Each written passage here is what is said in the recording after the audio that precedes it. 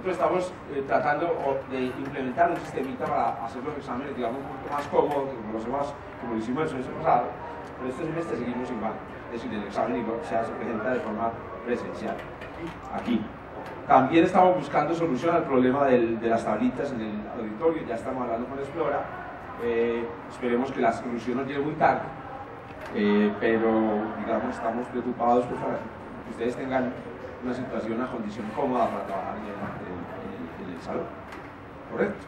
Bueno, muchas gracias por su atención. Gracias, jefe. Bueno, ok, entonces ya como ven ustedes están montados los videos, está montado todo el material de la clase de la semana anterior y pues empecemos con la clase de hoy. Aquí está el piano de Juan. Chacho, ¿nos están filmando? Sí. Ok. Empecemos con esto. Por aquí vamos a dejar este minimizador, se lo necesito más tarde y vamos a iniciar. Ok. Bueno, hoy vamos a seguir un poco en la primera sesión hablando de esta evolución de los modelos del universo y obviamente cómo la observación y el descubrimiento de nuevos objetos en el cielo facilitaron de alguna manera esta transformación de la que hablábamos la semana pasada, que es lo que se ha llamado la revolución copernicana. Vimos cómo a través de la historia digamos, de la cultura occidente, los griegos primero plantearon una forma del universo que era fundamentalmente geométrica y más tarde, durante el Renacimiento, pues, los europeos, Copérnico y sus amigos, transformaron esta idea del universo en un universo heliocéntrico que tenía un fundamento mucho más matemático, a partir, digamos, de la obra de Ptolomeo y de todo lo que desarrollaron los árabes durante la Edad Media. Hoy vamos a hacer un recuento no solo de algunos descubrimientos fundamentales que se dieron durante los siglos XVI, XVII, XVIII, XIX, sino lo que hemos descubierto últimamente, que ha ampliado mucho más esta idea que tenemos de la concepción moderna del universo. Esto es una foto genial del telescopio de Galileo, uno de los telescopios de Galileo que sobreviven, porque él hizo como unos 4 telescopios. De esos 4, el primero y el tercero todavía sobreviven, están en el Museo de Ciencias de Venecia. Este es el primer telescopio que hizo Galileo. Con este telescopio, Galileo hizo descubrimientos suficientes para publicar lo que posiblemente fue el primer documento científico, digámoslo así, de la historia. O sea, la publicación de los resultados de una observación directa y de un análisis experimental. Se mueve. Ahorita estábamos hablando de que todavía hay quienes insisten que la Tierra no se mueve, que sigue estando quieta en el centro del universo, pero sabemos que Galileo, aunque esto es más una leyenda urbana, Galileo fue juzgado por la Inquisición romana y fue obligado a retractarse de sus ideas publicadas en su libro, digamos, más importante, que era el diálogo sobre los dos sistemas del mundo. Y se dice que mientras se arrodillaba frente a la Inquisición, para sus adentros decía, sin embargo se mueve.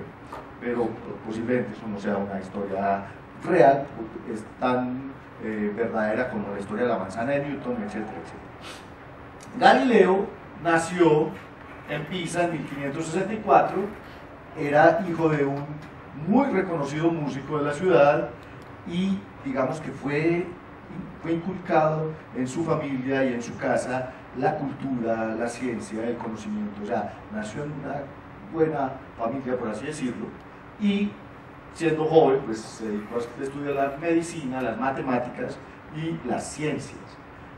Muy joven, a los 20 años, ya fue nombrado profesor de matemáticas de la Universidad de Pisa.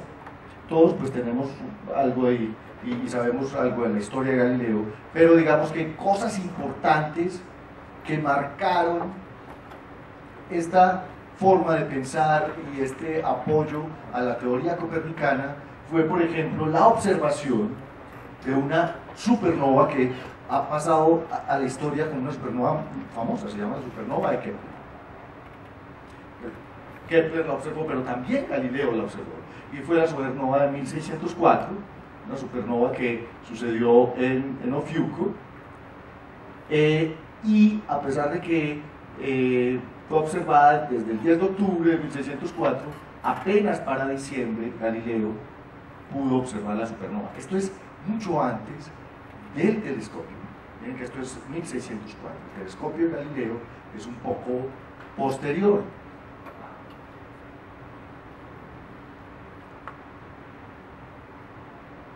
Galileo también, digamos, lo conocemos en la historia por sus experimentos en física, o sea, el principio de inercia es un principio de Galileo que más tarde Newton, digamos, convirtió en una ley de movimiento, y sabemos por la historia que Galileo se dedicó durante mucho tiempo a realizar experimentos de este tipo, a dejar rodar esferas y hacer el análisis de por qué las esferas parecían tener memoria dinámica, digámoslo así, y tendían a regresar exactamente al mismo punto.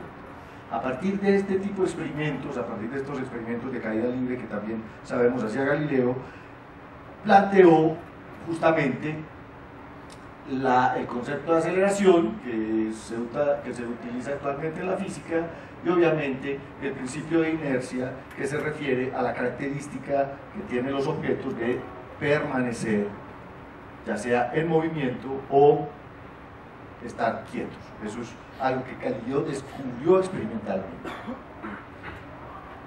Para 1608, en Holanda, ya se había inventado el telescopio. La historia del invento del telescopio es una historia muy larga, pero digamos que en la actualidad se reconoce a la familia Lippershey, que era una familia de origen alemán, pero que vivían en Holanda, que eran ópticos, o sea, el pulimiento de lentes y la fabricación de anteojos posiblemente se inició desde el siglo XII en Europa. Para el siglo XIII ya existían en Europa unos aparaticos que se llamaban espectáculo, y de ahí viene la palabra espectacular, ¿no? El espectáculo eran lentes montados digamos, en un marco que, por ejemplo, los monjes utilizaban cuando tenían presbicia o cuando tenían astigmatismo. Eran gafas. Las primeras gafas se construyeron en Italia en el siglo XII. Eran llamadas espectáculos. No sé si ustedes recuerdan el nombre de la rosa, de Umberto Eco. Pues, quienes leyeron el libro, maravilloso, pero quienes vieron la película, se recuerdan que William de Baskerville, que es el personaje que hace Sean Connery, tenía un espectáculo, tenía unas gafitas que se ponían y funcionaban como una lupa para ampliar las imágenes. Pero bueno, volviendo al asunto, Lippershey, la familia Lippershey había construido lentes durante mucho tiempo, eran unos ópticos famosos en Holanda, y de hecho se sabe que Hans Lippershey en 1606 construyó un aparato a forma de juguete para sus hijos. La leyenda urbana también dice que sus hijos estaban jugando con los lentes desechados por Lippershey, observando el campanario de la iglesia, y entonces él, viendo los que estaban todos emocionados con los lentes, puso dos lentes alineados en una base de madera, y a través de los lentes alineados veían como el campanario se veía más cerca. Después de eso, pues seguramente Lippershey mejoró el diseño, montó los lentes en un tubo y voilà, tengo un telescopio. Es que al principio un telescopio es muy simple, son dos lentes bicóncavos alineados que se pueden desplazar, o sea, se puede aumentar o disminuir la distancia entre ellos, y de esa manera se enfoca. Es una cosa muy sencilla. Para 1608 Lippershey trató de patentar su invento, pero lamentablemente le dijeron: no señor, eso ya lo conoce todo el mundo, eso lo venden en las ferias de pueblo, sí, en el agáchese, todo a 1000. Y entonces le dijeron: no, pues, ¿usted cómo va a patentar algo que todo el mundo conoce? Es una historia un poco triste, porque finalmente, digamos, la historia le reconoció el invento a Lippershey, pero oficialmente nunca le dieron la patente por el telescopio. Un año después, Galileo oyó hablar sobre el invento holandés que permitía ver los objetos de lejos. Y dijo, ah, no, pues eso lo hago yo. Un par de lentes montados en un tubo alineado. Listo. Eso fue lo que hizo Galileo. Galileo utilizó un lente biconvexo y un lente en forma de cuña que, digamos, hacía salir los rayos de forma paralela y construyó su primer telescopio, que es este que está en el museo. La parte de adelante era la que veíamos ahorita en la foto del inicio de la presentación. Con ese telescopio de apenas 30 aumentos, 30 aumentos no es nada. ¿Quién de acá tiene telescopio? Que no sea Juan. Pablo, ¿vos qué telescopio tenés? Un celeste. ¿Vos sabes cuál es la máxima? Sí, 480X. Ahí está. El de Galileo tenía 30. El primero que construyó tenía 30, la capacidad de amplificar las cosas 30 veces. Pues con un 30X, Galileo descubrió cráteres en la Luna, descubrió, miren, les voy a mostrar las cosas que observó Galileo para 1609 y especialmente en enero de 1610. Para enero de 1610, Galileo observó unas pequeñas estrellas. Tenemos una vibración ahí rara. Ah, ok. Este es el micrófono público. Para 1610, en enero, Galileo observó 3 estrellas brillando muy cerca de Júpiter y para el 15 de enero encontró una cuarta. Y además se dio cuenta de que las 4 orbitaban a Júpiter. Descubrió las lunas más grandes de Júpiter, Io, Europa, Ganímedes y Calisto, que en principio no se llamaron así, pero que le dieron a Galileo la posibilidad, no solo esto, de publicar, como les decía, lo que posiblemente es el primer informe científico, el primer artículo de astronomía como tal. O sea, el resultado de la observación fue el Siderius Nuncius. El Siderius Nuncius fue dedicado a el gobernante de la época de los Medici, que era el Cosimo II, gran duque de la Toscana, y los 4 satélites de Júpiter fueron llamados las estrellas Medici en honor a los hijos del duque. Galileo era medio lambiscón. Claro, ese duque era el que le daba la plata. Y entonces, aquí está la página inicial del Siderius Nuncius, dedicado a Cosimo II. Para abril de 1610, bueno, esto lo publicó en marzo, y en abril de 1610 Kepler ya había leído la obra de Galileo, ya había leído el Siderius Nuncius. Kepler le envió una carta a Galileo halagando sus descubrimientos, y esta carta fue publicada unos años después en Praga, llamada Dissertatio cum Nuncius Siderius, o sea, una disertación sobre el Siderius Nuncius. Y también en Italia, publicada en Florencia en el mismo año. O sea, ya había, o por lo menos, no, se estableció por primera vez un intercambio científico. Sus pares estaban leyendo las obras mutuamente, y bueno, en este caso, pues Kepler no fue muy crítico, más bien fue muy halagador. Y miren, yo les cuento una cosa curiosa. El telescopio refractor que uno compra en Panamericana o en, que se pueden hacer propagandas porque esto no es televisión nacional, o compra, no sé, en cualquier lado, ese telescopio refractor realmente tiene el diseño de Kepler. Lo llaman telescopio galileano, pero el de Galileo no tenía 2 lentes biconvexas, tenía un lente biconvexo y otro lente que era en forma de cuña, como les decía, que hacía salir la luz paralela. El que inventó Kepler, o sea, Kepler realmente inventó el ocular, el lente de atrás. El primero es el objetivo, el de atrás es el ocular biconvexo es un diseño de Kepler. Entonces, los telescopios refractores modernos que uno compra sencillitos, realmente son un diseño de Kepler. realmente son un diseño de Kepler. Como respuesta a la carta de Kepler, decía Galileo: espero, mi querido Kepler, que podamos reunirnos juntos sobre la extraordinaria estupidez de la plebe. Sí, Galileo. ¿Qué piensas? Miren esto. ¿Qué piensas de los más famosos filósofos de esta universidad, refiriéndose a los profesores de la Universidad de Padua, donde él trabajaba? A pesar de mis repetidos esfuerzos e invitaciones, ellos se han rehusado, con la obstinación de una víbora, a mirar los planetas o la Luna en mi telescopio, a través del cual los satélites de Júpiter son visibles.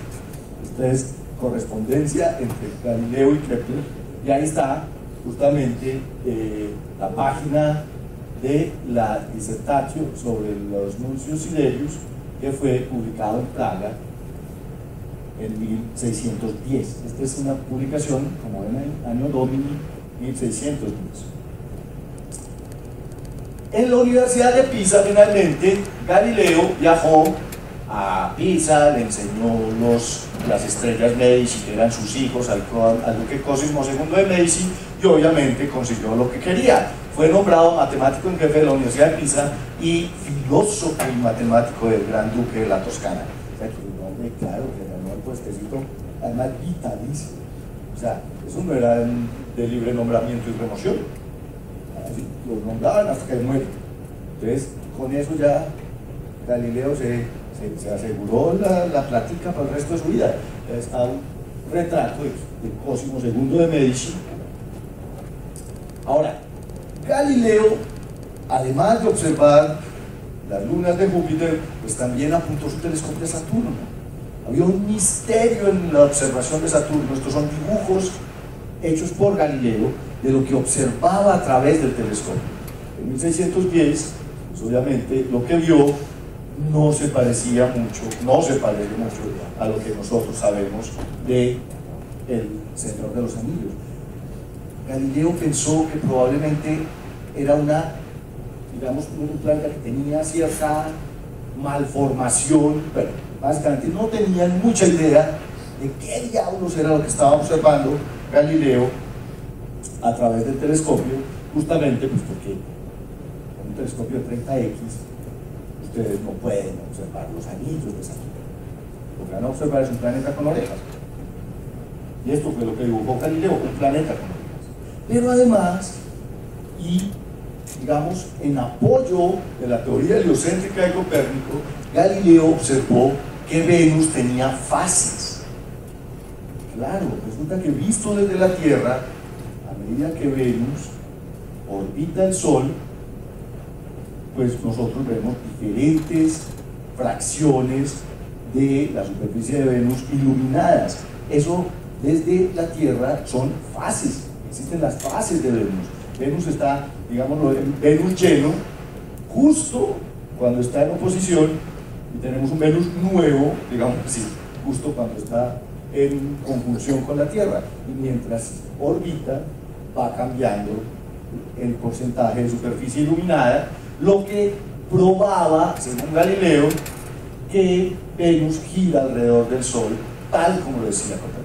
Estas son gráficas de una obra también de Galileo que se llamaba Il Saggiatore, que fue publicada en 1623. Ahí están gráficas de Saturno, dibujaba Saturno como un planeta con orejas, y gráficas de Júpiter, Marte y Venus.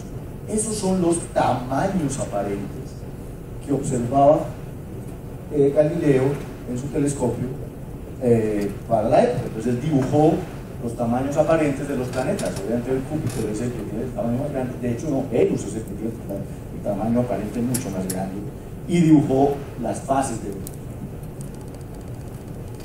Break. Pregunta número 1 de la mañana. ¿Quién no tiene hojita? Por acá. ¿Cuánta poco? Estamos a 9 de febrero, sí señor. Por aquí, ¿quién me falta? ¿Quién más? ¿Quién me falta?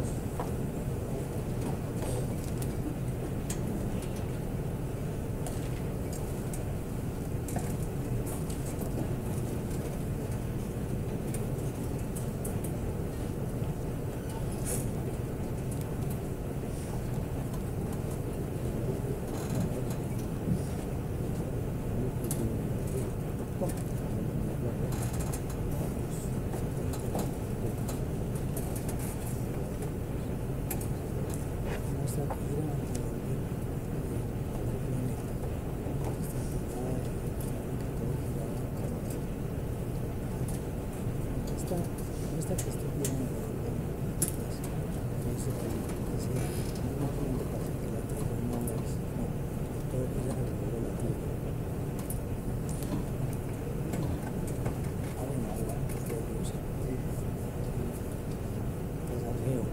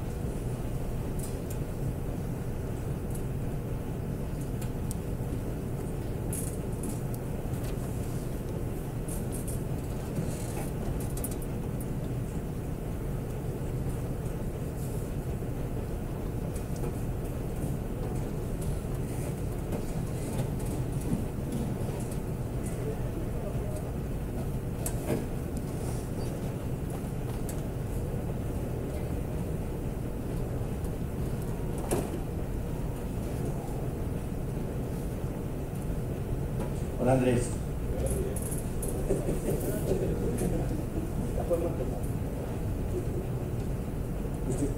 Esta es la señora. No, te lo devolvía. Claro. En persona y en final.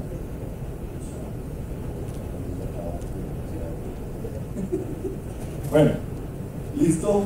Miren, vamos a hacer una dinámica, digamos, con respecto a estas preguntas que me solicitaron, me pidieron la semana pasada, y es, ahorita inmediatamente terminemos la primera sesión, hacemos, digamos, una revisión de las preguntas y vemos, digamos, si nuestra idea sobre el asunto era la correcta.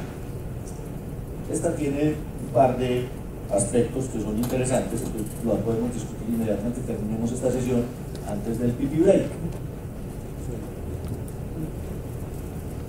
Mientras Galileo realizaba su trabajo en Italia, Johannes Kepler estaba trabajando de hecho en Praga, con Tycho Brahe.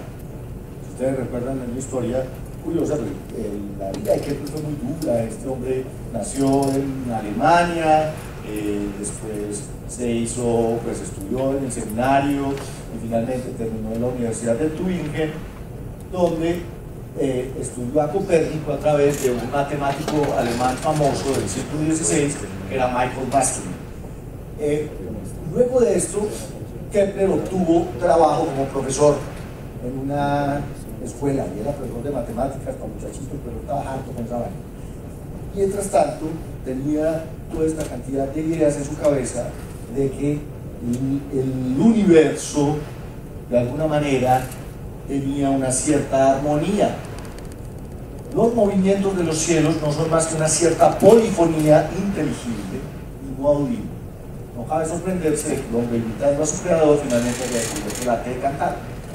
Kepler, en un libro que primero publicó en 1596 y después volvió, digamos, a reeditar con nuevos conceptos y nuevos conocimientos en 1619, justamente se llamaba el Harmonicis Mundi, trataba de explicar las órbitas circulares concéntricas de los planetas del sistema de Copérnico como circunscritas a los 5 sólidos pitagóricos, que eran los sólidos perfectos. Entonces ustedes recuerdan el cubo, el tetraedro, el dodecaedro, el octaedro y el icosaedro. Esos son los 5 sólidos pitagóricos, porque para la época pues teníamos a Mercurio, Venus, la Tierra, Marte, Júpiter y Saturno. Entonces tenemos 6 planetas y 5 sólidos pitagóricos. Era una idea demasiado, no sé, o sea, era una cuestión más espiritual de Kepler, más allá, digamos, que de las matemáticas y de la geometría. Era un punto más sobre la belleza y sobre la armonía en el universo. Obviamente, pues Kepler se sacó un ojo tratando de, su circunscribir las órbitas a los sólidos pitagóricos, le funcionaba con algunos planetas, pero no con todos, le cuadraba la cosa. Y finalmente, Kepler decidió que ninguno de los sistemas funcionaba. Los datos que tenía, Kepler era, digamos, en ese sentido un mal observador. En cambio Tycho Brahe posiblemente fue el mejor astrónomo a ojo desnudo de la historia. Claro, todavía no tenía telescopio. Tycho tenía muchos instrumentos astronómicos, astrolabios, octantes, sextantes. De hecho tenía todo un observatorio en su isla que se llama Uraniborg, en Dinamarca, etcétera, etcétera, y posiblemente era el mejor observatorio de la época, fue el mejor observatorio del siglo XVI. Entonces, los datos observacionales de Tycho eran maravillosamente precisos, y específicamente los datos sobre la posición de los planetas, mientras que Kepler pues no tenía, digamos, la misma capacidad observacional. Los datos de Kepler, por ejemplo, tenían una precisión del orden de 8 minutos de arco, que no eran los más adecuados para calcular las órbitas, mientras que los datos de Tycho tenían el doble de la precisión, tenían del orden de 4 minutos de arco. Pues Kepler, después de haber luchado durante 8 años con el cálculo de la órbita de Marte, claro, porque uno dice, se sentó una noche y empezó a echar cálculos, a las 9 de la noche, como hacen los muchachos de la universidad, se sientan a preparar el parcial de cálculo y terminan a las 12. Ya, de 9 a 12 ya prepararon 2 capítulos del cálculo para el parcial de mañana a las 6 de la mañana. Kepler, desde 1600 hasta 1608, durante todo el tiempo que trabajó con Tycho, estuvo calculando la órbita de Marte. Esa vaina no le daba. Y no le daba. Y no le daba. Ella no le daba. Imagínense, afrontar un problema geométrico durante 8 años. No, eso es frustrante. Pues, después de mucho bregar, simplemente dijo, no utilicemos un círculo. ¿Qué tal si usamos una elipse? ¡Tarán! Se le iluminó el bombillo. Lo único que tuvo que hacer fue cambiar la ecuación del círculo que utilizaban para la órbita por la ecuación de una elipse y le casó exactamente con los datos observacionales. Tengo la respuesta, le escribió a su amigo David Fabricius. La órbita del planeta es una elipse perfecta. He descubierto en los movimientos celestes la naturaleza plena de la armonía. Y estos son dibujos de una de las obras de Kepler que se llamaba Epítome de Astronomía Copernicana, Epítome de Astronomía Copernicana, que publicó en 1628, haciendo una recopilación, digámoslo así, de todo el modelo copernicano y de cómo las órbitas circulares terminan siendo elipses perfectas. Esta es una caricatura que encontré por ahí de Kepler tratando de explicarle a los clérigos de la época sus leyes de movimiento. Dice, como ustedes ven, la órbita de un planeta es elíptica. Entonces uno se pregunta, ¿qué es una órbita? ¿Qué es un planeta? ¿Qué es elíptica? Estamos debajo los pobres asientos. La primera ley de Kepler se refiere entonces a su primer descubrimiento. El descubrimiento fundamental fue: los planetas se mueven alrededor del Sol en elipses con el Sol en uno de sus focos. Esto ya es, digamos, de conocimiento popular, ustedes ya se lo saben de memoria, pero entonces hay unas cosas interesantes que uno debe definir en esa elipse. Claro, porque todos sabemos que el planeta se mueve alrededor del Sol en una elipse con el Sol en uno de sus focos, pero entonces hay que empezar a definir cosas como el semieje mayor. Todos los planetas tienen lo que se llama un semieje mayor. Y como vemos ahí, el semieje mayor es justamente el semieje de la elipse que se encuentra o donde está el foco, donde está el Sol.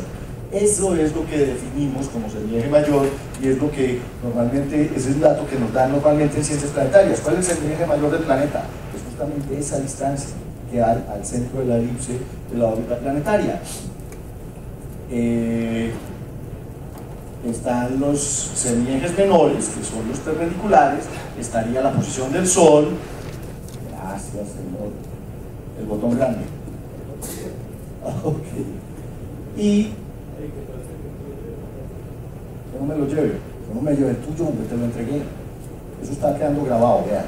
Yo entregué el láser a Andrés, él lo botó. Okay.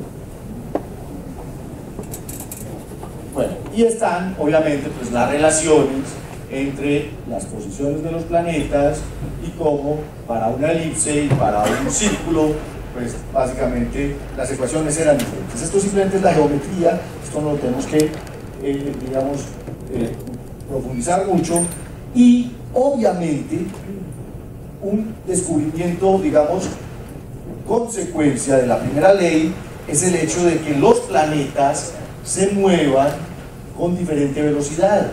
Entonces, cuando están lejos del Sol se mueven más despacio, cuando están cerca del Sol se mueven más rápido. Más despacio, más rápido. Más despacio, más rápido. Y eso es la segunda ley de Kepler. Los planetas barren áreas iguales en tiempos iguales durante su movimiento orbital. Barren áreas iguales en tiempos iguales. O sea, esta área gordita es equivalente a esta área flaquita. Simplemente aquí me estoy moviendo muy rápido, entonces barro un arco mayor, y aquí me estoy moviendo despacio, barro un arco menor, pero aquí estoy más lejos. Eso compensa, digamos, la proporción de las áreas, pero todas esas áreas son equivalentes. Y eso es consecuencia del movimiento elíptico. Aquí está mostrada de otra manera. El área entre los puntos 1 y 2 con respecto al Sol es exactamente igual al área entre los puntos 3 y 4 con respecto al Sol. Ahora ustedes ven que uno dibuja una elipse gigantesca. Esto es una elipse con una excentricidad muy grande. Normalmente los planetas no presentan esas excentricidades tan grandes. De hecho, una de las órbitas más excéntricas es la de Marte. Por eso fue con la órbita de Marte con la que Kepler terminó por descubrir sus leyes de movimiento. Pero hay planetas que tienen una órbita cuasi circular. Eso lo vamos a ver después. Y finalmente, estas primeras dos leyes, Kepler las publicó en 1610. Pero para 1619, como les dije, Kepler reeditó un libro que había escrito en 1596 que se llamaba La Armonía de los Mundos, o La Armonía del Mundo, Harmonicis Mundi, y aquí publica lo que conocemos actualmente como la tercera ley de Kepler. La tercera ley de Kepler es una relación matemática. Es una relación matemática entre las distancias de los planetas, o sea, el semieje mayor de los planetas, y el periodo de revolución alrededor del Sol. Lo que encontró Kepler, básicamente, es que estas dos cantidades, la distancia y el periodo, están relacionados por una ley de potencias. Este trabajo se convirtió en la tercera ley y, como les digo, es una relación matemática. Ya la vamos a ver. Este es la carátula, digamos, del libro de Ioannis Kepleri, Harmonicis Mundi, libro quinto, quórum, etcétera, etcétera. Este fue publicado en 1619 exactamente. Y aquí está. Se me movió este desgraciado. Espérense un segundo.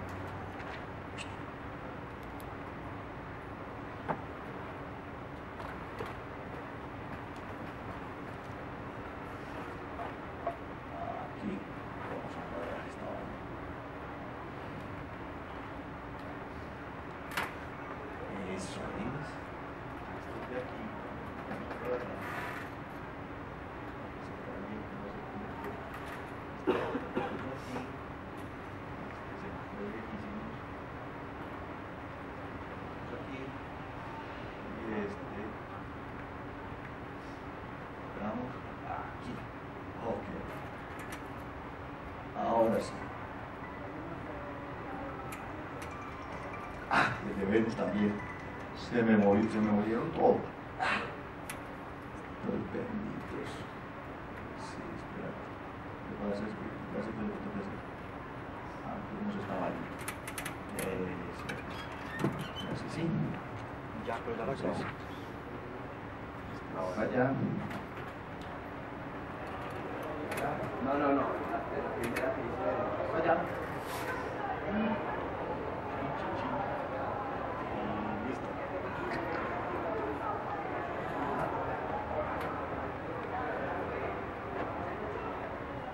Ok, entonces miren cómo es una regla matemática que se cumple. Simplemente la tercera ley de Kepler lo que me dice es que si yo tengo el periodo del planeta en años y la distancia heliocéntrica, o sea el semieje mayor, en unidades astronómicas, el periodo elevado al cuadrado equivale a el semieje mayor elevado al cubo.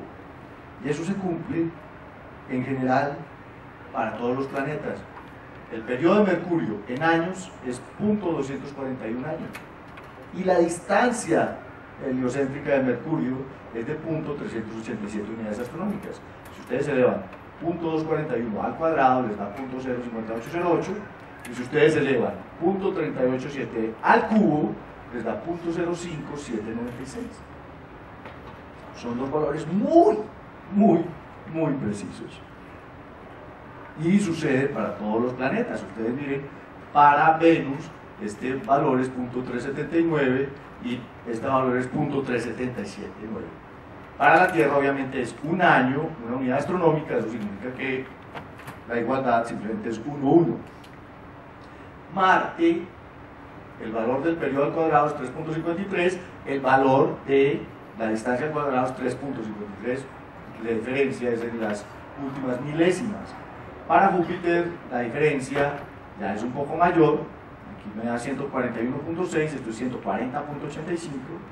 y ya para los planetas más lejanos empieza a haber una cierta diferencia, pero miren, la diferencia de Saturno es de 870 a 867, pues es muy cercana. Dime.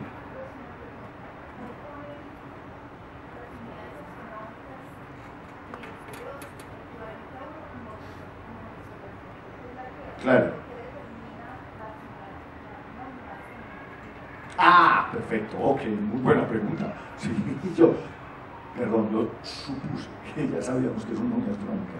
La unidad astronómica es un patrón de distancia que se define como la distancia promedio entre el Sol y la Tierra.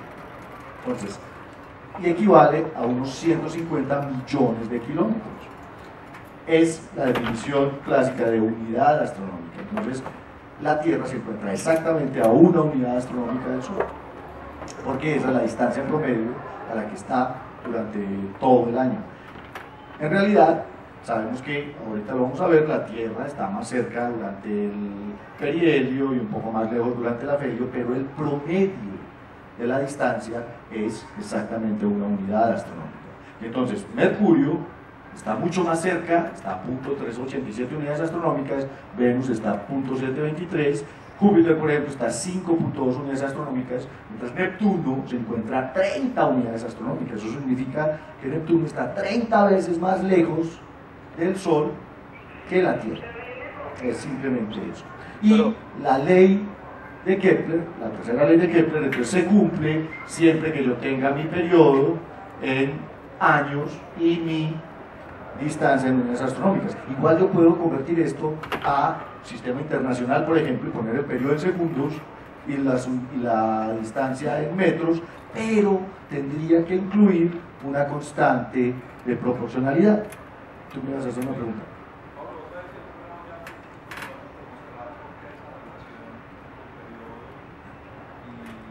¿Y la distancia? No, de hecho, hace parte, mire, esto es una cosa importante lo que tú estás diciendo. De hecho, mucho tiempo después, o sea, ni tanto tiempo después, como unos 60 años después, cuando Newton deduce sus leyes de gravitación universal, lo que él hace es resolver algo que en astronomía y mecánica se llama el problema de los dos cuerpos. El problema de los dos cuerpos es cómo interactúan gravitacionalmente un cuerpo central y otro que orbita a su alrededor. En la solución del problema de los dos cuerpos aparecen las leyes de Kepler. O sea, las leyes del movimiento planetario de Kepler son parte de la ley de gravitación universal. Entonces, esto, digamos, fue un descubrimiento empírico de Kepler, pero cuando tú resuelves el problema de los dos cuerpos, te encuentras que cosas como que la órbita es una órbita cerrada, cónica, eso es la primera ley de Kepler. O sea, dentro de la solución del problema de los dos cuerpos, te da que si tú tienes una cierta energía para los cuerpos, la órbita de menor energía es una órbita cerrada, que es una cónica, eso es una elipse. También te dice, por ejemplo, que el momentum angular del sistema es una constante, y eso significa que yo barro a áreas iguales en tiempos iguales. Y finalmente encuentra una relación entre el periodo de rotación, de traslación, perdón, y la distancia a la que se encuentra el cuerpo. Entonces, hay una demostración, digamos, a través de la solución del problema de los dos cuerpos. Pablo.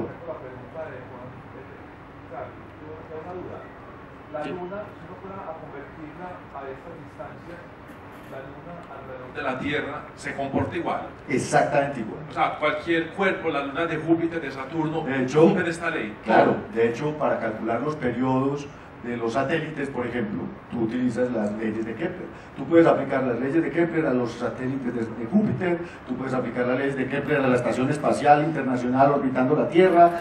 Las leyes de Kepler se cumplen porque son, digamos, parte de la solución mecánica de la relación gravitacional entre dos cuerpos. ¿Y fue un hallazgo incidental o fue una obra matemática que él demostró? No, ponme atención. Kepler lo halló de forma empírica y Newton lo demostró a través de la ley de gravitación universal. Acuérdate que esa ley de Kepler depende de la masa también, entonces... Depende de la masa central cuando tú estás metiendo una constante de proporcionalidad. Si le vas a calcular a la Luna, necesitas la masa de la Tierra. Por eso, siempre la relación, eso está bien, es una buena aclaración, siempre las relaciones entre un cuerpo central y otro cuerpo, y por eso es la solución al problema de los dos cuerpos. Y la solución al problema de los dos cuerpos es una solución que implica las masas, están involucradas la masa central, es más, ni siquiera solo la masa central, lo que realmente está involucrado es la suma de las masas. Si tú ves en la ecuación pues, oficial de la ley de Kepler están las dos masas. Pero entonces, digamos que la respuesta a tu pregunta es sí hay una demostración matemática de las leyes de Kepler y es la solución del problema de los dos cuerpos de Newton, que es, digamos, una solución de 6 ecuaciones diferenciales, y las constantes de integración que tú encuentras justamente te dan la constancia de estas cantidades. Bueno, siguiendo con este asunto, vayámonos a Holanda. Pasamos por Italia, por Alemania, y ahora nos vamos a Holanda, en donde para la época, un poco más allá de Kepler, surgió uno de los pensadores, pienso yo, más grandes del siglo XVII, y era Christian Huygens. Me encontré por primera vez cómo diablos se pronuncia. Porque a uno le decían Huygens, Huygens, Higgins, Huygens, es Hawkins. Todos repitan conmigo, Hawkins. Christian Hawkins. Sí, todos repitan conmigo. Clase de holandés, de Dutch. Christian Hawkins nació en La Haya en 1629, o sea, para cuando Galileo y Kepler estaban terminando su historia en este planeta, nació Hawkins. Pues Hawkins tuvo también la suerte de nacer en una muy buena familia holandesa que tenía muchos negocios con la nobleza, tenía muchos negocios internacionales. Para la época Holanda era la potencia europea, era la flota mercante holandesa la que tenía el mayor comercio con la India, con América, etcétera, etcétera. Y como era de buena familia, no tenía que trabajar, pues se dedicó a las ciencias y a las matemáticas. Yo creo que eso es uno de los problemas que tienen nuestras generaciones, y es que cuando dicen en la casa que se van a dedicar a ser astrónomos, les dicen que es que bobo, ¿de qué va a vivir? Es que Hawkins no tenía que preocuparse de qué iba a vivir, si la familia era rica, entonces se pudo dedicar a la astronomía. Es el problema de no nacer en cuna de oro. Después de escribir libros en matemáticas y en física, se dedicó a la astronomía y especialmente se dedicó a resolver el misterio de Saturno. ¿Será que Saturno tiene orejas? Pues resulta que a través de sus observaciones, en principio, utilizó un telescopio de 50 aumentos y con los 50 aumentos todavía no logró definir qué era lo que pasaba con la forma de Saturno, o sea, seguía viéndole orejas. Estos son, miren esto, observaciones consecutivas de Saturno. 1, 2, 3, es genial, porque además, piensen en esto, o sea, uno se ponía, en esta época, yo observaba y hacía un dibujito, observaba y hacía un dibujito, era muy complicado, no era como ahora que uno pone la CCD, y decide cuánto tiempo le pone, y ahí aparecen todos los benditos anillos, con todas las divisiones, con todas las lunas, con todas las nubes, con todo. Pues es que la astronomía ahora es muy fácil, ustedes no tienen que aprender nada ni hacer nada. Esto sí que les tocaba a punta de ojo. Primero, construir su propio telescopio, después hacer que el bendito telescopio funcionara, y después empezar a tratar de adivinar qué diablos era lo que estaban viendo. Pues estas son las primeras observaciones de Huygens con el primer telescopio de 50X que utilizó, pero eso le bastó para descubrir a Titán. Con un telescopio de 50 aumentos, Hawkins, aprendí, Hawkins, estoy ensayando toda la mano, Hawkins descubrió la luna más grande de Saturno, que es Titán, y de hecho, ahorita vamos a ver, calculó su periodo. Seguía sin entender la forma del planeta y entonces dijo, no, yo necesito un mejor telescopio. En esa época necesitar un mejor telescopio no era que uno se metía a internet en MIR y lo pedía con una tarjeta de crédito, que lo había podido hacer Hawkins perfectamente porque tenía con qué, sino que le tocó construir su telescopio. De hecho construyó 2 telescopios más poderosos, incluso creo que construyó uno de 120 aumentos. Y con un telescopio más poderoso, en 1656, finalmente se dio cuenta de que lo que veía Galileo como unas orejas era toda una estructura separada del planeta. Pudo resolver el misterio de los anillos. Aquí hay una fotografía espectacular de la nave Cassini-Hawkins de Titán, justo en el plano de los anillos de Saturno. Hawkins entonces no publicó el descubrimiento de los anillos hasta estar totalmente seguro. Él dijo, no, esa vaina se ve separada, pero yo voy a seguir mirando a ver qué diablos es. Sin embargo, y además, como eran estos científicos curiosos, pilos, se dedicó a diseñar relojes. Había un problema fundamental del que hablábamos la semana pasada, y era el de medir la longitud geográfica a la que se encontraban los barcos. Y entonces los que eran buenos diseñadores de relojes se ganaban un montón de plata, porque eran relojes que en el mar no se atrasaban. Hawkins diseñó el reloj de péndulo, y Hawkins, mientras se dedicaba a los relojes, publicó, eso sí, el descubrimiento de Titán, de Saturni Luna Observatio Nova, o sea, la nueva observación de una luna de Saturno. Latín mío está bien. Sí, por estos días he estado repasando mi latín. Y en esta publicación dio a conocer a Titán, pero además dio, y esto es una cosa muy curiosa, pistas sobre su descubrimiento del sistema de anillos en forma de lo que se llamaba en la época, o que todavía se llama un anagrama. Puso esta bendita frase, ilegible, en donde tiene 3, 6, 7 A's, S, C, D, D, D, I, M, M, N, N, O, P, P, Q, R, S, T, U, U, que obviamente a la vista de todos no significaba nada, pero que él sí sabía qué significaba. Significaba anillo singitur, este sí no sé qué significa, tenue, plano, coherente y con una inclinación frente a la eclíptica, que era lo que significaba esta vaina para Christian Huygens. Había descubierto que los anillos de Saturno eran un anillo, o sea, vio el anillo separado del planeta por primera vez. Y finalmente, un poco después, en 1659, publicó su magna obra, digámoslo así, en Saturno, que llamó el sistema Saturnium. El sistema Saturnium explica claramente cuál es la naturaleza de los anillos, por qué los anillos se ven en diferente posición desde la Tierra, y es justamente por la inclinación del eje de rotación de Saturno, que desde la Tierra nosotros vemos a veces los anillos más acostados, menos acostados, Sí. etcétera, etcétera. Eso fue bien explicado por Hawkins en su obra de El sistema de Saturno, y obviamente pues mucho más a profundidad sobre Titán, su luna descubierta.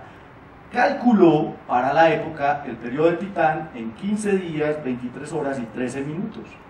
Miren el error, en 1659. Hoy sabemos que el periodo de Titán alrededor de Saturno es de 15 días, 22 horas y 41 minutos. Hoy sabemos que el periodo de Titán alrededor de Saturno es de 15 días, 22 horas y 41 minutos. O sea que se equivocó por 19 y 13 por 32 minutos. Un error de 32 minutos en un periodo de 15 días y 22 horas con un telescopio de 100X a punta de dibujitos, de manera un berraco. Eran unos tenaces estos astrónomos. Ahora, ¿qué era el anillo? No se sabía. Lo único que sabía Hawkins era que el anillo estaba separado del planeta, pero de qué diablos estaba hecho, por qué lo pusieron ahí, cómo funcionaba el asunto, pues digamos que no era muy claro para la época. Hawkins propuso la idea de que era un anillo sólido que rodeaba el planeta. Esto sí me pareció a mí muy loco, pues porque el tipo era un tipo brillante y en principio, pues claro, lo que yo veo en el telescopio es una estructura sólida, pero yo me imagino que Hawkins se preguntó muchas veces cómo diablos se forma una estructura sólida alrededor de un planeta, aplanada. Pues yo creo que ahí el hombre simplemente dio una opinión muy a la ligera, pero a mí me parece muy increíble pensar en una estructura sólida alrededor de Saturno. Pero en 1675, y con un mejor aparato, Giovanni Domenico Cassini encontró una división en el anillo de Saturno, y obviamente lo que dijo fue: no, eso no es sólido, miren, ahí hay un hueco. Eso significa que probablemente lo que estamos viendo es la suma de muchas partículas. Seguramente lo que tiene Saturno es un montón de pequeños satélites. Esto fue propuesto por Giovanni Cassini, que para la época era director del Observatorio de París, que fue el primero, por ejemplo, en tratar de medir el tamaño del meridiano de la Tierra para poder definir una cantidad de cosas, y fue el que propuso entonces que los anillos de Saturno estaban compuestos por satélites pequeñitos. Aún así, esto no se demostró sino hasta mucho después. Esperen un segundito. Ay. Finalmente, después de la propuesta de Cassini, quien terminó demostrando la naturaleza, digamos, de partículas de los anillos de Saturno fue alguien que probablemente no tenía mucho que ver: James Clerk Maxwell. ¿Sí saben quién era James Clerk Maxwell en el siglo XIX? Maxwell es el padre del electromagnetismo, pero fue el que terminó digamos, demostrando que los anillos de Saturno eran partículas y no era una estructura sólida. Bueno, durante todo el siglo XVIII, miren que, digamos, Cassini, Saturno y esto fueron descubrimientos de finales del siglo XVII. Después se descubrieron muchas otras lunas de Saturno. Cassini descubrió muchas lunas de Saturno. Hawkins también descubrió muchas de las lunas de Saturno. Pero hasta muy avanzado el siglo XVIII, los únicos planetas que había iban hasta Saturno. No se había descubierto un nuevo planeta para nada, y de hecho pues Saturno no era un nuevo planeta. Saturno fue descubierto, quién sabe por quién, era observable a simple vista desde la antigüedad, y de hecho era una de las luminarias observadas desde hace miles de años. Para marzo de 1781, William Herschel, del que ya hemos hablado aquí un poco, ya estaba ubicado, trabajando bien en Inglaterra. Se había llevado a su hermana Caroline Herschel a vivir con él. De hecho ya no se llamaba Guillermo en alemán. ¿Cómo es que se llama Guillermo? ¿Cómo se dice Guillermo en alemán, Juan? O William es en inglés. O sea, ya había Wilhelm. Gracias, profe. Él realmente se llamaba Wilhelm, pero como ya vivía en Inglaterra y ya lo habían adoptado en Inglaterra, seguramente había ya pedido la nacionalidad inglesa. Ya su nombre era William. Para 1781, William Herschel había construido posiblemente los mejores telescopios del siglo XVIII. Yo les había contado que él había sido músico, que desertó del ejército en la época de la guerra, y su papá le dijo: no vayas, usted que se va a quedar aquí tocando flauta para que le den pala. Se fue para Inglaterra, terminó trabajando como músico, porque era muy buen músico, pero finalmente se encarretó con la astronomía, como muchos de ustedes, terminó construyendo sus propios telescopios, y con uno de esos grandes telescopios que construyó, observó por primera vez a Urano en la noche del 13 de marzo de 1781. Observando un punto verde, descubrió un planeta más allá de Saturno. En principio, como él, muchos habían pensado que posiblemente esa débil y curiosa nebulosa, estrella nebulosa, puede ser un cometa. Muchos habían pensado que lo que observaban era un cometa, pero después, calculando sus elementos orbitales, se dieron cuenta de que lo que estaban observando era el primer planeta descubierto más allá de Saturno. El Sirius, el Giorgio Sirius, como les dije, fue nombrado la estrella de Jorge en honor al rey Jorge III de Inglaterra. Y con esto yo descubrí una cosa esta semana. Yo les había contado que fue nombrado el astrónomo real. No, había un cargo de astrónomo real. A Herschel lo premiaron llamándolo el astrónomo del rey, y era un cargo diferente. O sea, existía el astrónomo real, pero a Jorge le gustaba más el astrónomo del rey. Entonces, definitivamente trabajó con Herschel y con su hermana. Caroline Herschel, pues, probablemente es una de las astrónomas más famosas de la historia. Descubrió cometas por montones y ayudó a Herschel en todas sus observaciones durante muchísimos años.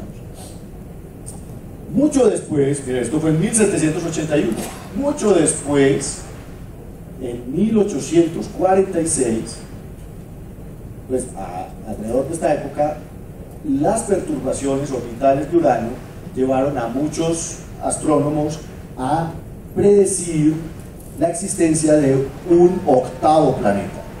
Hay un cuerpo más allá de Urano que afecta su desplazamiento orbital y que, de acuerdo con la ley de gravitación de Newton, debe estar por aquí. Eso fue lo que predijo Le Verrier. Jean-Joseph Le Verrier era astrónomo del Observatorio de París en 1846, y en Inglaterra otro que se llamaba James Coach Adams dijo: no, debe estar por aquí, sobre la eclíptica. Estaban calculando la posición de Neptuno justo en el plano de la eclíptica. Pues en septiembre 24 de 1846, un astrónomo del Observatorio de Berlín, de apellido Gale, descubrió a Neptuno justo aquí,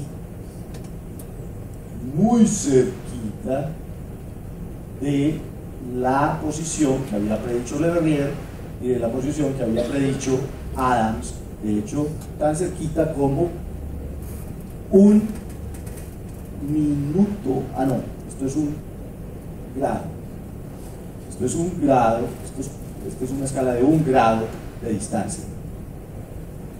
Eso es increíble. Para septiembre 28 de 2011, Neptuno le había dado toda la vuelta al cielo y regresó. O sea que desde que se descubrió Neptuno, solamente ha dado una vuelta al sol. Se especula, porque no se ha demostrado, digámoslo así, que una de las observaciones de Galileo de 1612 era de Neptuno. Posiblemente, y esto lo han analizado muchos astrónomos, una estrella que describió Galileo en 1612 se trataba de Neptuno justamente para esa fecha en esa posición. Pero eso significaría que fue Galileo quien descubrió Neptuno, pero pues, digamos que Galileo nunca publicó nada al respecto y no simplemente dejó un registro de su observación, pero finalmente se le atribuye obviamente el descubrimiento de Neptuno a Gale en Berlín en 1846. Desde ahí y hasta 1931 no hubo nuevos descubrimientos. Obviamente se descubrieron, por ejemplo, las lunas de Neptuno, Tritón y algunas otras se descubrieron durante esta época, pero se seguía insistiendo en que las perturbaciones orbitales de Neptuno ahora se debían a un planeta que posiblemente estaba mucho más allá de su órbita, y entonces se dedicaron a buscar lo que Percival Lowell denominó el planeta X. Este planeta X,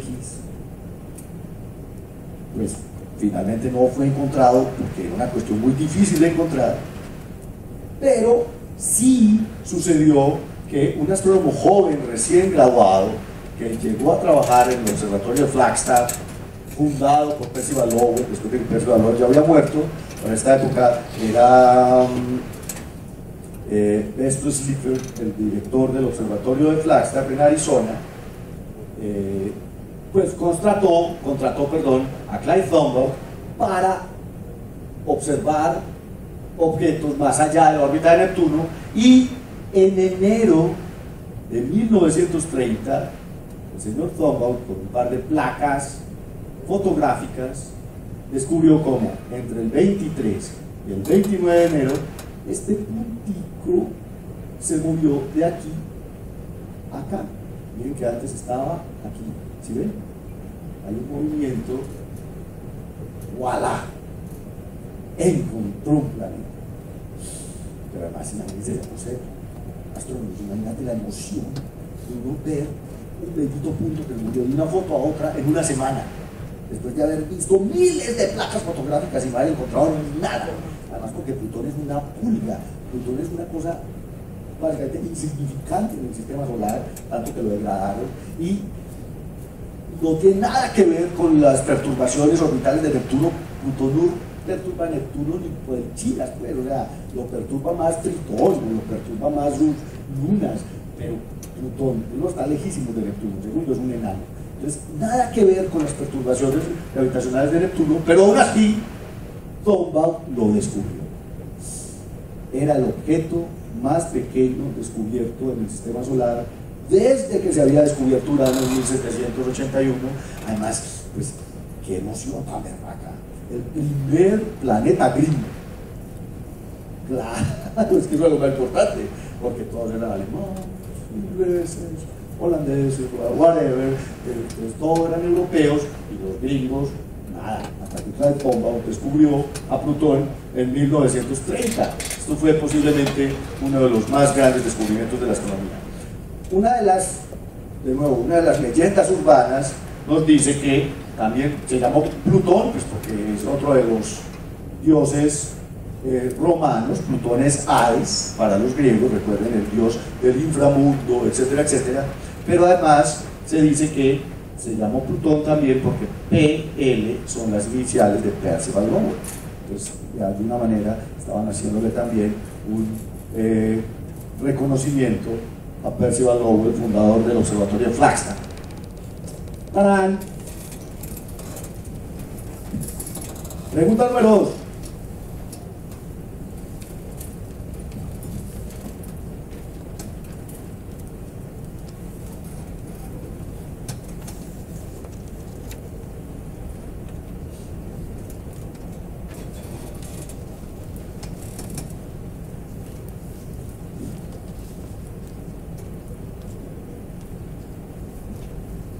Deberíamos conseguir un micrófonito de solapa, hermano, cargar esta vaina de mamón.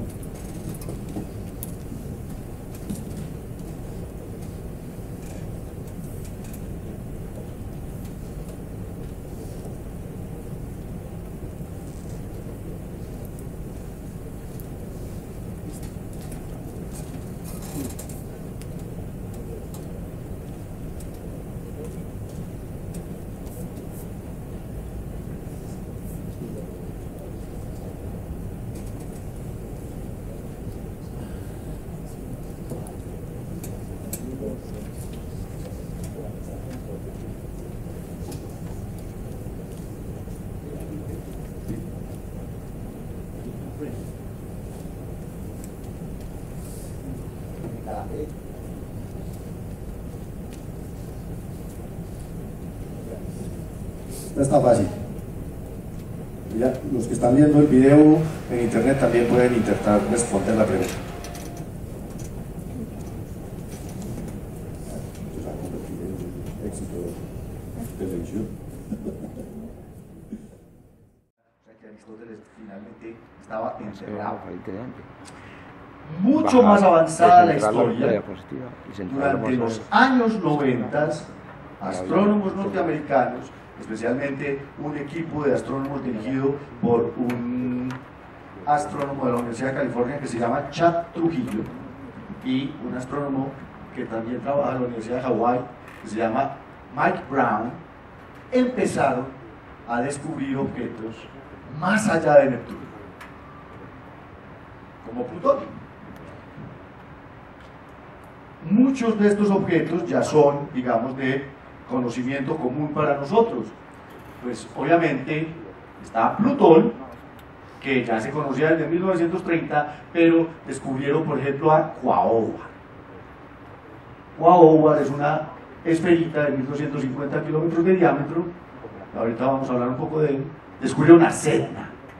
Sedna, que primero fue denominado 2003 BB12, tiene unos 1700 kilómetros de diámetro. Y, ojo, en 2005, mira esto, en 2005 se anunció un descubrimiento que se había hecho en 2003, y es el descubrimiento de Eris.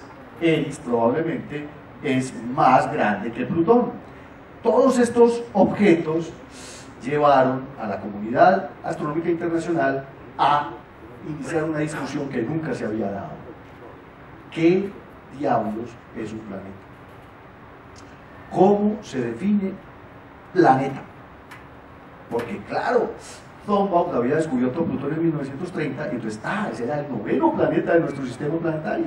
Así tuviera una órbita toda excéntrica, medio inclinada, muy inclinada, con unos 27 grados, etcétera, etcétera. Y entonces, wow, resulta que no es el único que hay allá. Más allá de Neptuno hay un montón de objetos, incluso más grandes que Plutón. Cuando descubrieron a Eris, se armó el despelote. Y entonces, vamos a hablar un poco de esta historia de descubrimientos que ya es moderna, son descubrimientos de los últimos 15 años. Hola. Dime.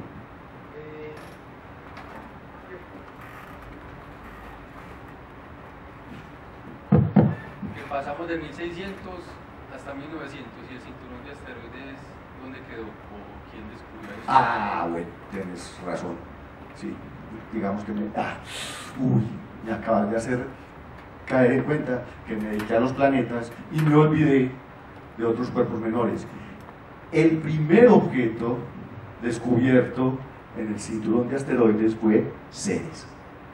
Ceres fue descubierto por un astrónomo italiano que lamentablemente en este momento no recuerdo el nombre, ahorita seguramente me acuerdo, en 1801. A partir de 1801, que se descubrió Ceres, empezaron a descubrirse otros objetos en el cinturón de asteroides, como Vesta y los más grandes, básicamente. La naturaleza de asteroides del cinturón, digamos, es un concepto mucho más moderno, porque observar asteroides es una cosa bien complicada, porque son muy pequeños, son muy opacos, etcétera, etcétera, pero digamos que el primero fue Ceres. Acabo de tener el apellido en la mente, pero no me vino, ahorita te lo cuento. Y fue descubierto en 1801. Ahora Ceres hace parte de esta familia, solo que está en un lugar diferente a estos. Bueno, entonces, volviendo a este asunto, en 2002 fue anunciado el descubrimiento de Quaoar. Simplemente esto es un código de la observación 2002 LM60. Quaoar es una diosa de la creación que era adorada por los indígenas Tonga que vivían en donde se encuentra el campus de la Universidad de California en Berkeley, donde trabajan Chad Trujillo y Mike Brown. Entonces ellos, digamos que escogieron este nombre en honor a esta diosa local en 2002. ¿Dónde está Quaoar? Quaoar es este puntico rojo que tiene una órbita casi circular y que de hecho en ciertas ocasiones está dentro de la órbita de Plutón. O sea, miren, Plutón es mucho más excéntrico.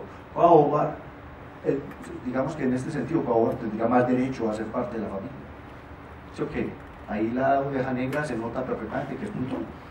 Plutón es el que está por fuera de las reglas. A ver, señor, en cambio Quaoar, que está a unas 42 unidades astronómicas, se acomoda muy bien a la órbita de los demás planetas. Y es uno de los enanos. Este es, aunque no, ahora todavía no ha sido reconocido como parte de los enanos oficiales. Ahorita les voy a dar la lista de enanos oficiales del sistema solar. Pero si comparáramos a Quaoar con la Tierra, este sería más o menos el tamaño de Quaoar. Y este es Quaoar, observado en infrarrojo. Obviamente se pierde entre este mar de estrellas, pero igual que hicieron con Plutón en 1930, tomaron varias fotografías de Quaoar, vieron su recorrido a través de las estrellas de fondo y determinaron que era un nuevo objeto que orbita el Sol. Un objeto que, de acuerdo a lo que han calculado los astrónomos, es posiblemente el objeto más rojo del sistema solar. Acuérdense que siempre hemos considerado a Marte como el planeta rojo. Resulta que Sedna posiblemente tiene una superficie más rojiza que Marte. Sedna fue descubierto en 2003, nombrado 2003 BB12. Sedna es la diosa Inuit. Ustedes saben que los Inuit son los esquimales del norte de Canadá y de Alaska. La diosa Inuit, que vivía en los océanos, es la creadora de todos los animales marinos. Entonces, Sedna tiene nombre de diosa de los esquimales y tiene un diámetro de unos 1950 kilómetros. ¿Dónde está Sedna?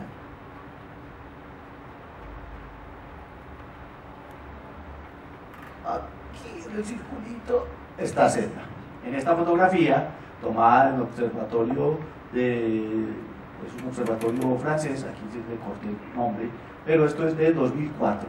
El 13 de octubre de 2004 se tomó Sedna, aquí aparece un cometa que es el 2161 Grissom y además aparece otro objeto transneptuniano que es 2004 TM16.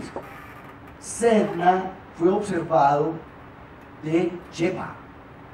¿Y de Chepa por qué? Porque la órbita de Sedna es tan excéntrica que justamente lo vimos cuando estaba acercándose a su perihelio.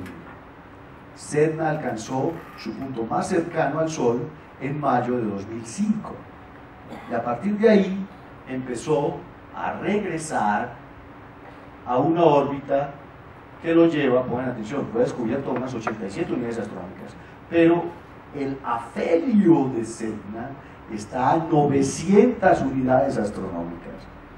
Sedna se tarda 10.500 años en orbitar el Sol. O sea que la última vez que pasó por aquí, nosotros estábamos saliendo de la última era de hielo, apenas estábamos quitándonos las pieles de encima y convirtiéndonos en algo parecido a hombres civilizados. La próxima vez que Sedna pase por aquí, bueno, todavía obviamente no se ha alejado mucho, pues aquí pasó en 2005, estamos en 2012, ya se está yendo por aquí, pero se va a tardar, no sé cuántos, 10.500 años en regresar. Está muy lejos Sedna de nosotros, 87 unidades astronómicas. Y finalmente, el descubrimiento, digamos, de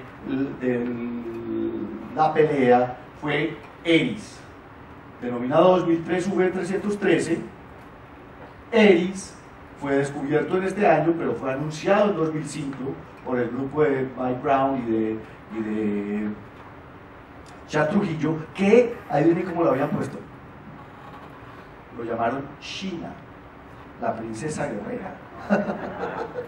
Pero obviamente la Unión Astronómica Internacional, que es tan ortodoxa, ¿cómo vamos a llamar Sheena un planeta? No, entonces escogieron a él. Además porque Sheena, a pesar de que es una diosa de la mitología urbana moderna, pues no, hombre, es que es igual que llamar Urano Jorge. Era complicado. Entonces no los dejaron Sheena.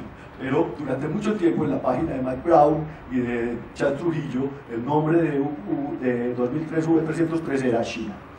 Finalmente, la Unión Astronómica Internacional decidió nombrarlo como Eris. Eris era la diosa de la discordia, y qué mejor nombre, porque esta fue la que armó el Teo. Ajá, como yo soy más grande que Plutón, entonces yo tengo derecho a ser planeta. En un momentico, pero si usted tiene derecho a ser planeta, entonces Quaoar también. Ajá, pero si Quaoar tiene derecho, entonces Sedna también. Ah, no, pero entonces ¿qué? No hay cama para tanta gente.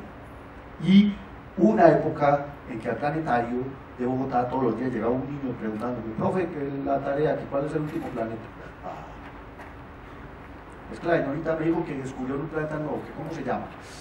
Entonces, ¿qué problema? Pues los muchachitos no se aprenden ni los 9. Ahora para aprenderse todos los que habían detrás de Neptuno era un complique. ¿Dónde está Eris? Pues miren, esta es la órbita de Eris. Por la época en que fue descubierto por aquí, se encontraron unos 97, de hecho está por acá, unas 97 unidades astronómicas, pero en su órbita se acerca casi hasta unas 30 unidades astronómicas, que es la distancia a la que está Neptuno. O sea que vamos a ver a Eris muchísimo más claro en un futuro. El tamaño de Eris, obviamente, fue un misterio hasta que todas las medidas que se hicieron demostraron que Eris es un planeta más grande que Plutón. ¿Cómo se calcula el tamaño de un objeto de estos que está por allá en la porra? Es un experimento que probablemente yo quiero empezar a hacer con mis estudiantes de astronomía, y es observando ocultaciones. Resulta que, como sabemos dónde está y por dónde se está moviendo, uno puede saber cuándo va a ocultar una cierta estrella.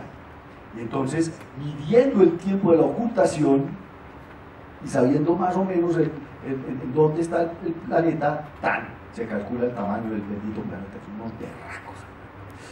Ya lo han hecho astrónomos argentinos, astrónomos chilenos, astrónomos uruguayos, y muy pronto lo vamos a hacer astrónomos colombianos. Dime. Pablo. Ok. Eris posee una luna. La luna de Eris se llama Disnomia, y Disnomia en la mitología griega es el espíritu demoníaco del desorden. Claro, es la hija de la discordia. Entonces, la hija de la discordia es el desorden.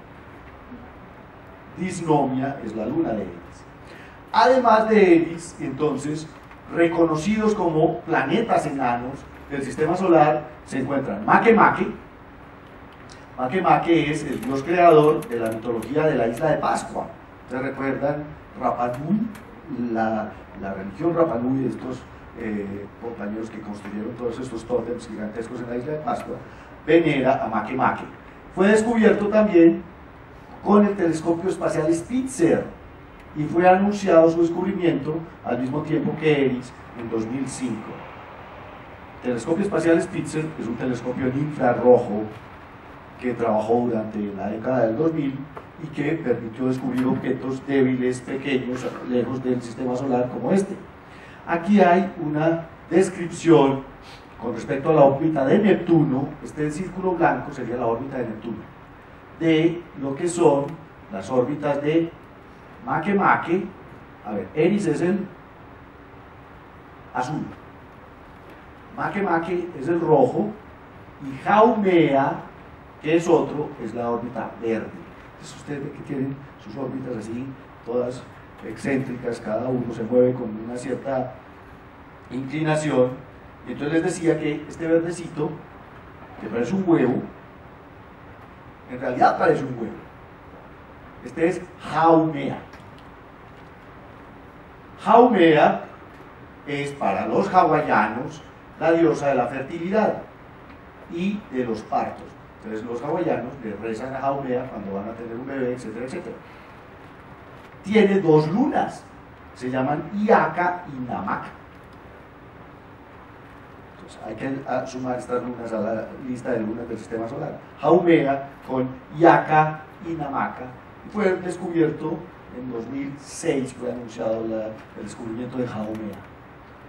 Aquí está la órbita de Haumea. Esto fue por allá en febrero del 91, pero entonces para octubre de 2133 va a estar por aquí en su perihelio. En el afelio se encuentran unas 51 unidades astronómicas, en su perihelio se acerca hasta 34 unidades astronómicas.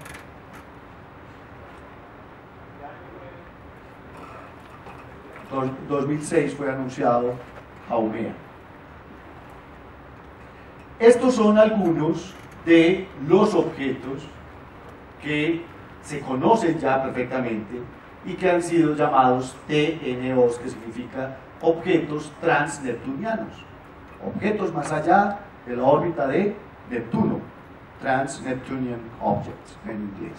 Y entonces, obviamente, el más grande es Eris, luego sigue Plutón, Makemake, este es que aquí no se ve muy bien, este se llama Titania. No, está comparado con algunas de las lunas. Estas son lunas: Titania en Urano, Rea en Saturno, Oberon en Urano. Este es Haumea, este es Sedna, este es Japeto en Saturno, por ejemplo. Orcus, que es otro objeto transneptuniano. Esta es Caronte en Plutón. Esta es Umbriel, que es una luna de Urano. Este es Quaoar, Ariel, Dione, Tetis. Este es Ceres. Este es Varuna, que es un TNO también. Este otro se llama Ixion. Y bueno, ahí en adelante, todos estos, los que no son lunas, porque aquí hay varios que son lunas, todos estos, los que no son lunas, porque aquí hay varios que son lunas, como aquí está Disnomia en Eris o Hyperion en Saturno, los que no tienen entre paréntesis un planeta, son objetos todos transneptunianos. Ahí está la luna de la Tierra. No, la luna de la Tierra es más grande que todos. Ajá. Pero por ejemplo están Phobos y Deimos aquí. Ay, dime, Pablo. Una duda grande. Cuando hablabas de que tu fue tratado del planeta, en el 16 de agosto, sí, hablamos de que se trataba una de las definiciones del planeta. Ese evento llega alrededor del Sol, pero no ha habido su órbita de otros cuerpos. ¿Qué son otros cuerpos? Y si nos descubre apenas de un Plutón, ¿cómo sabemos que hay alrededor de otros cuerpos que no han habido? Mira, cuando hablamos de otros cuerpos es, mira, 1, 2, 3 y otros 600. No, es que no significa que estén ahí pegados a él, significa que la órbita de Plutón se atraviesa en la órbita de Haumea, se atraviesa en la órbita de Eris, o sea, hay un enjambre de objetos en la misma región.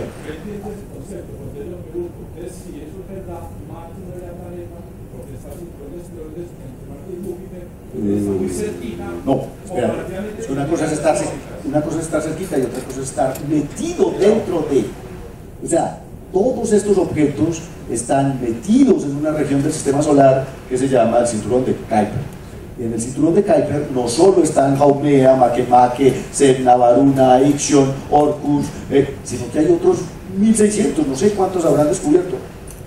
Podemos hacer esa tarea que no le he puesto, y es entrar a la página de Mike Brown y ver cuántos objetos transneptunianos están en el catálogo. Vamos, ahorita podemos hacerlo muy rápidamente. El problema entonces es justamente que todos estos están metidos en la misma, no en la misma órbita, cada uno tiene su órbita, cada uno tiene su perihelio, su afelio, cada uno tiene su recorrido, pero se cruzan unos con otros, hay unos que a veces están más cerca, otros más lejos, pero finalmente están todos en la misma región. Es como los asteroides, todos los asteroides están en la misma región, todos los objetos transneptunianos, incluyendo a los enanos, están en la misma región. Ceres está metido en la región de asteroides, no ha barrido su órbita. Entonces esa es la idea justamente de no barrer su órbita. Podríamos decir también que la Tierra no ha barrido su órbita, porque ustedes ven un mapa de todos los asteroides que se atraviesan en la órbita de la Tierra, son un montón, pero en principio cualquiera de esos que se atraviese por ahí es barrido, que nos barre a nosotros también y daña a 2 o 3 ciudades, etc. Pero esa es la idea de no barrer la órbita, es que yo no estoy solito, hay un montón que me acompañan en la misma región. Bueno, para que nos vamos a hacer pipí. Tercera pregunta, ¿por qué Plutón no es más un planeta principal? Entonces, vamos a hacer en este instante un break, como me robé 10 minuticos de más, volvemos a las 11:10 en punto, para que sigamos con la segunda sesión del día de hoy.